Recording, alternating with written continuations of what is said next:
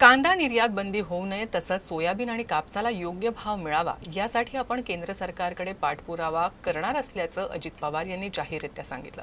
मात्र येत्या निवडणुकीत तुम्ही पुन्हा देवेंद्रला मतदानरूपी आशीर्वाद द्या असंही आवाहन त्यांनी केलं। ते मोर्शी इथं आयोजित एका कार्यक्रमात बोलत होते। राष्ट्रवादी काँग्रेस पक्ष अजित पवार गटातर्फे 8 ऑगस्ट पासून राज्यात जनसन्मान यात्रा सुरू केली आहे। महिला, तरुण, शेतकरी यांच्याशी उपमुख्यमंत्री अजित पवार संवाद साधत आहे। वरुड येथील मेळाव्यात बोलताना अजित पवार यांनी कांदा उत्पादकांसह विदर्भातील कापूस, सोयाबीन आणि संत्री उत्पादक शेतकऱ्यांच्या प्रश्नांचा उल्लेख केला। लोकसभा निवडणुकीत शेतकऱ्यांच्या नाराजीचा फटका बसल्याची अप्रत्यक्ष कबुलीही त्यांनी दिली। कांदा निर्यात बंदी होऊ नये तसंच सोयाबीन आणि कापसाला योग्य भाव मिळावा यासाठी आपण केंद्र सरकारकडे पाठपुरावा करणार असल्याचं त्यांनी स्पष्ट केलं। येत्या निवडणुकीत तुम्ही पुन्हा देवेंद्रला मतदान रूपी आशीर्वाद द्या।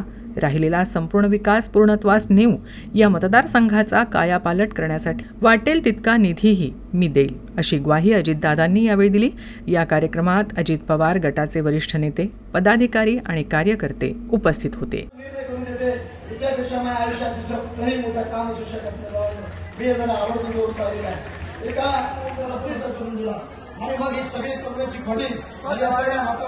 उभ्या करण्याचा प्रयत्न केला, कुणालाच यश मिळालं नाही।